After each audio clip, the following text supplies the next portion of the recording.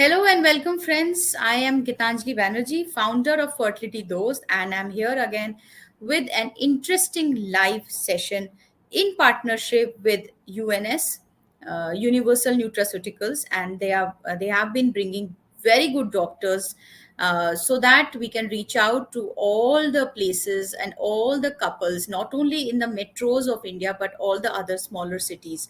Because हम चाहते हैं कि इनफर्टिलिटी जैसा एक जो टैबू सब्जेक्ट है जिसके बारे में लोग बात नहीं करना चाहते हैं और उसकी वजह से बहुत सारी गलत धारणाएं, रॉन्ग मिथ्स, भ्रांतियां, डिलेज इन द ट्रीटमेंट हो जाती हैं। और इसीलिए ये एक मुहिम है, ये एक कोशिश है कि हम सही जानकारी आप लोगों तक पहुंचाए, शहर शहर हर जगह तक पहुंचाए, आपके सवाल ले और आप लोग को सही मार्गदर्शन या सही गाइडेंस करे with the help of the doctors from all over India. So I thank UNS for arranging this, for being a partner with us in bringing this dream of fertility dose that हम हर घर तक पहुंचे जहां पे कोई women, कोई couple इस परेशानी से जूझ रहा हो, कंसीव करना चाहते हैं पर कर नहीं पा रहे हैं, या कोई प्रॉब्लम्स हो रही हैं जैसे कि पीसीओएस हो या मेल इनफर्टिलिटी हो या हार्मोनल इश्यूज हो, तो वो उनके पास एक जरिया, एक रास्ता, एक प्लेटफॉर्म रहे जुड़ने के लिए हमारे साथ और सही चीज़ों को समझ के सही डिसीजन लेना। बिकॉज ये जर्नी बहुत कॉम्प्लिकेटेड है, बहुत मुश्किल हो जाती है बहुत बार, और हमको सही और गलत का फर्क नहीं पता चलता, और इस चक्कर में हम बहुत बार गलत एडवाइस ले लेते हैं, अपनी ट्रीटमेंट को डिले कर देते हैं, और या फिर उस शर्म में, उस डर में जीते रहते हैं कि अगर किसी को पता चल गया कि मुझे ये प्रॉब्लम है तो क्या होगा। सो इन्हीं सब बातों से लड़ने, जूझने, एक एक करके तोड़ने और सही सही रास्ते की तरफ ले जाने के लिए आज हम फिर से आए हैं। And today I have a very very good doctor and I am very happy कि आज बहुत दिनों बाद बिहार से एक डॉक्टर आई हैं जो हमारे वहाँ के जो बहनें हैं, हमारे वहाँ के जो कपल्स हैं हमारे, उनके साथ वन टू वन बात करेंगे। और जो भी सवाल आपके हैं प्लीज आप इधर कमेंट में जवाब दे, क्वेश्चन पूछ सकते हैं, और हम कोशिश करेंगे पूरी कि आपको वो जवाब मिले। अगर आप नहीं चाहते हैं कि आपका नाम दिखे, क्योंकि फेसबुक पे अगर आप क्वेश्चन पूछेंगे तो शायद आपका नाम या फोटो दिख सकता है, और अगर आपको उसमें झिझक हो रही है तो कोई परेशानी नहीं है। आप हमारा यहाँ पे हमारी टीम मेंबर ने अपना व्हाट्सएप नंबर दे रखा है, आप चैट में वो सवाल पूछ सकते हैं और हमारी टीम आपके बिहाफ में वो सवाल को पूछेगी और आपको आप तक जवाब लाके देगी। जरूरी ये है कि आपको जवाब मिले और हर एक जवाब मिले, इसीलिए प्लीज अपने सवाल पूछने से घबराइए नहीं। आज का टॉपिक है आईवीएफ सक्सेस टिप्स। बहुत बहनों, बहुत लोग ऐसे हैं जिनको सारी कोशिश करके, टेस्ट करने के बाद भी उनको नहीं नेचुरली कंसीव हो पाता है और उनको कुछ ना कुछ हेल्प की जरूरत पड़ती है, और उसमें से एक ऐसा हेल्प है आईवीएफ ट्रीटमेंट।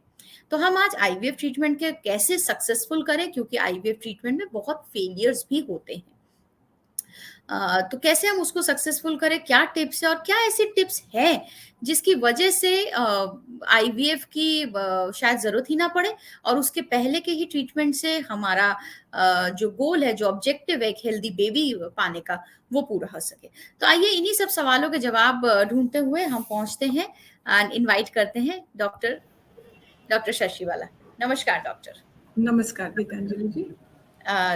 इससे पहले कि मैं आपको सवाल पूछूं, क्योंकि ये बड़ा मेरा दिल के करीब टॉपिक है आईवीएफ, क्योंकि मैं खुद एक प्राउड आईवीएफ मॉम हूं। मैं कहती हूँ स्ट्रगल तो मुश्किल रहा, लेकिन जब मैं माँ बनी आईवीएफ के थ्रू, तो अब उसके बाद कोई और ना दुख है, ना गम है, ना पीछे की तरफ देखने की कोई जरूरत है।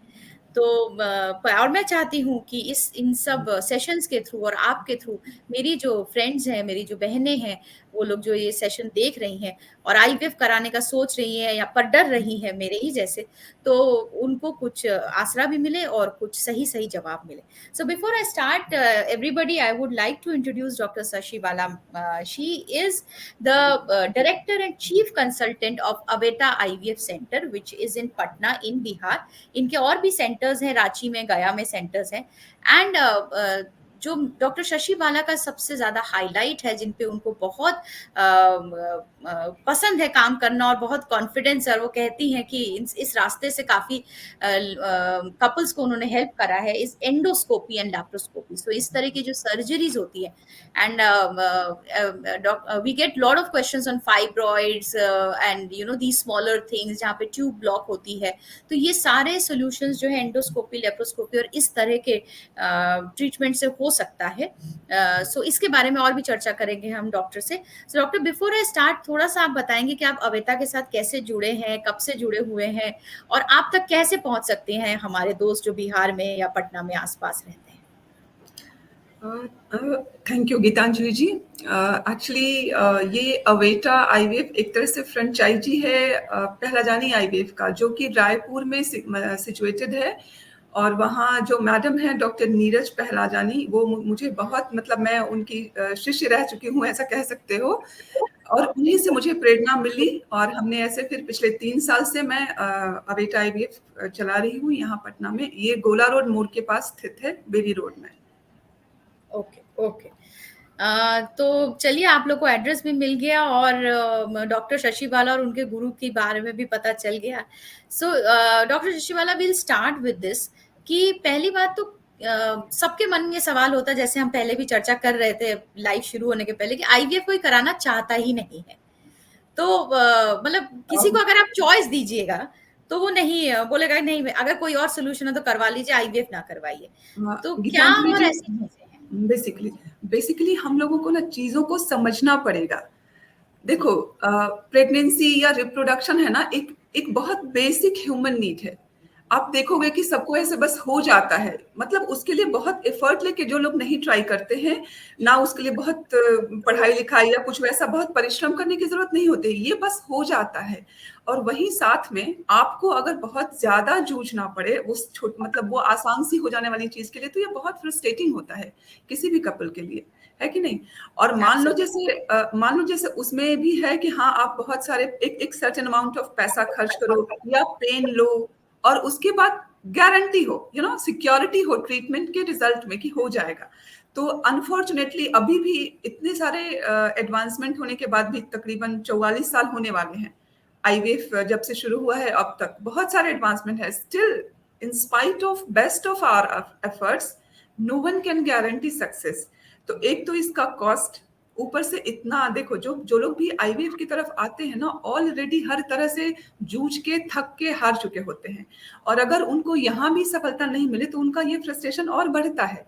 इसलिए एक तो इतना कॉस्टली, जो इतना कॉस्ट है आईवीएफ का, ऊपर से इतना जो ट्रीटमेंट का जो होता है ड्यूरेशन, वो भी थोड़ा लंबा होता है। और ये सब करने के बाद बहुत बार उन लोगों को सर्जिकल इंटरवेंशन से भी गुजरना पड़ता है, और उन सब के बाद अगर उन्हें सफलता नहीं मिलती है तो ओब्वियसली कोई भी थोड़ा डरेगा। तो डर तो लगना नेचुरल है, बट ऐसा नहीं है, अगर सही तरीके से कोशिश की जाए तो सफलता जरूर मिलती है।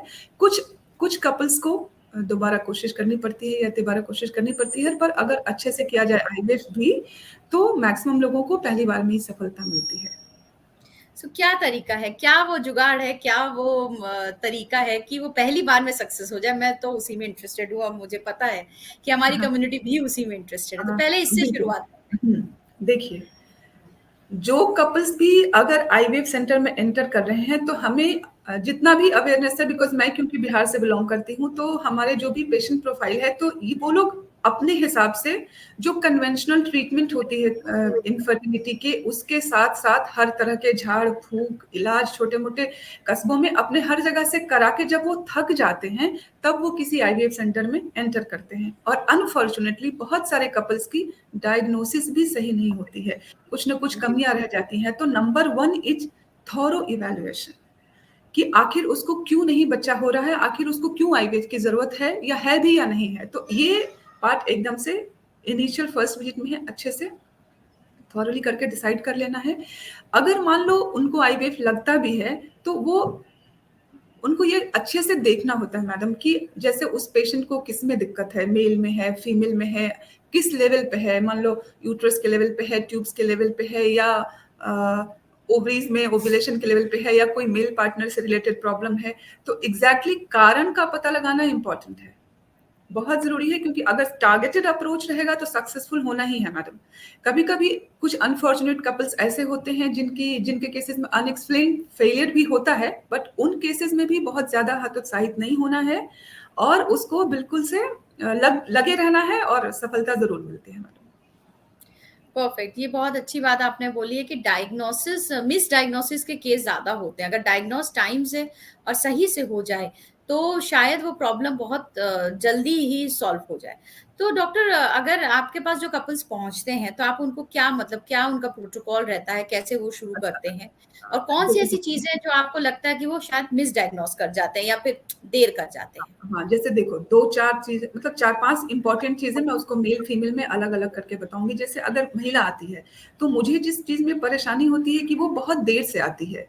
मतलब आप अगर मैं बताना चाहूँगी सारे दर्शकों को, पेशेंट्स को, कि देखो महिला जो भी होती है, कोई भी महिला, मतलब बहुत ही कम 1-2% ऐसी महिलाएँ होती हैं जिनको कि जन्म से अंडों की परेशानी होती है। जब उनको शादी होती है समय पे अगर, तो उनके जनरली रिप्रोडक्टिव सिस्टम बिल्कुल नॉर्मल होता है। लेकिन बहुत सारा दवाई खाने से या अननेसेसरी इंटरवेंशन या अनुचित जगह से या अनुचित तरीके से कराने से फिर उनका प्रॉब्लम बढ़ जाता है। और सबसे ज़्यादा जो परेशानी होती है, वो ये होता है कि उनके अंडे खत्म होने लगते हैं या कमज़ोर पड़ने लगते हैं बढ़ती उम्र के साथ। तो मैं ये सारी महिलाओं को बताना चाहूँगी कि माँ बनने की जो बेस्ट एज होती है, वो 23 से 29 साल होती है और बहुत सारी महिलाएँ इस उम्र में शादी भी नहीं कर पाती हैं। तो जैसे ही एज उनकी ज़्यादा होती है, उनकी ओवेरियन रिज़र्व कम हो जाती है, उनके अंडे खराब होने लगते हैं और फिर परेशानी उनकी शुरू हो जाती है। फिर आईवीएफ में आने के बाद भी उनको कभी-कभी फेलियर का सामना करना पड़ता है because of poor oocyte quality. तो अगर देखो, अगर कोई भी कपल अच्छे तरीके से 1 साल तक कोशिश कर लिया है, अनप्रोटेक्टेड रेगुलर कॉन्टैक्ट बनाया है, पति के साथ रह रही है और उसके बाद उन्हें कंसीव करने में दिक्कत होती है, तो किसी भी एक्सपर्ट इनफर्टिलिटी कंसल्टेंट से उनको मिलके और दोनों मेल फीमेल दोनों को एक साथ पूरी जांच करानी चाहिए। लाइक ट्यूबल पेटेंसी कैसी है, यूट्रस में कोई लीजन तो नहीं है, फिर उनकी ओव्यूलेशन हो रही है कि नहीं हो रही है, मेल पार्टनर के सीमेन पैरामीटर्स कैसे हैं, उनकी फ्रीक्वेंसी कैसी है, how competent he is in contact बनाने में, सही डिपोजिशन सीमेन का हो रहा है कि नहीं। तो ये बेसिक बेसिक चीजें हैं, ये आप पता कर लो। और अगर आपको कोई वैसा इंपॉर्टेंट वजह नहीं मिलता है तो किसी अच्छे फर्टिलिटी कंसल्टेंट के सुपरविजन में 6 महीने साल भर आप ट्राई कर लो और ट्राई करके अगर कंसीव होता है तो ठीक है, अगर नहीं होता है तो फिर आपको आगे बढ़ना चाहिए। यूं ही वेट करने से, बार बार या बार बार अंडे फूटने वाली दवा खाने से आपके अंडे खत्म हो जाएंगे या कमजोर हो जाएंगे। उसके बाद अगर आप बहुत लेट से आईवीएफ में स्विच करोगे तो फिर आईवीएफ में भी आपको परेशानी हो सकती है। कुछ लोगों को यहाँ तक कि डोनर अंडों की भी जरूरत पड़ती है। तो सही से अगर सही समय पे आईवीएफ को चुना जाए, मतलब इनफर्टिलिटी मेरे मेरे ख्याल से मैडम एक मेडिकल कंडीशन है, इसको सही समय पे एक्सेप्ट करना है। अगर वो ऐसा, जो भी कपल ऐसा करेंगे, सही समय पे कंसल्ट करेंगे तो बहुत आसानी से आईवीएफ में उनको सफलता मिल सकती है। निराशा तब होती है जब उनकी उम्र 35-40 हो गई और अंडे बहुत कमजोर हो गए, उन्हें किसी का भी मन नहीं चाहता है कि डोनर गैमेट्स पे जाएं, तो उन लोगों को परेशानी फिर बढ़ती है। और बार बार इंटरवेंशन होने से कुछ रिप्रोडक्टिव इन्फेक्शंस होके फिर ट्यूब में भी परेशानी हो सकती है। और ऐसा हम लोग देखते हैं कि इनफर्टाइल यूट्रस में बहुत ज्यादा पॉलिप्स या फिर फाइब्रॉइड्स बनने लगते हैं, तो फिर वो परेशानी उनकी और बढ़ जाती है। तो सही समय पे इंटरवेंशन लेना है और सही जगह पे लेना है, आपको जरूर सफलता मिलेगी। डॉक्टर शिवाला, ये एक एक